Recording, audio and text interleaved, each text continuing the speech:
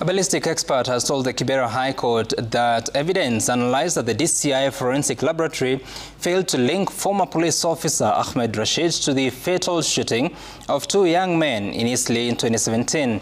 And as Franklin Wala now reports, witnesses in the murder trial, including investigating officers, were unable to prove that the accused was responsible for the shooting, despite a viral video showing Ahmed Rashid at the center of the shootout.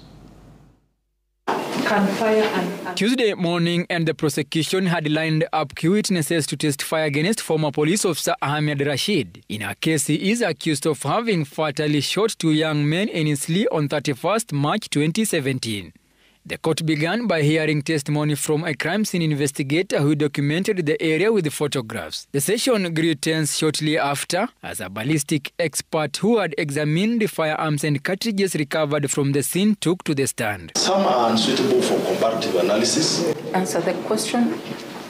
How many guns were used to fire? Commissioner Lawrence Ndiwa, using his expertise, guided the court through various exhibits submitted to the DCI Forensic Laboratory for examination. The items included an AK-47 rifle, 2 pistols, a toy pistol, 3 bullets, 4 bullet fragments, 3 rounds of ammunition, and 10 spent cartridges. Each exhibit underwent ballistic and forensic analysis at the lab, compared against any evidence recovered from the crime scene. He has said no, he did not see any Seska pistol, but he had 7 cartridges. As a result of the analysis, Ndiwa, the firearms examiner, revealed that the ballistic test could not conclusively determine which of the recovered guns fired the bullets that killed the 2 suspects.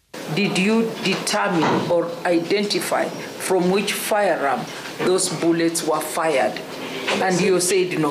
He concluded that there was no evidence linking any of the examined firearms to the crime, and the cartridges collected from the scene did not match the firearm issued to the accused person, Ahmed Rashid.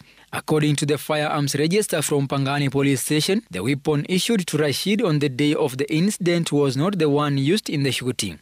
Does your conclusion conclusively identify Kinyanjui or this gun to be the one that fired the bullets that you have been issued? No.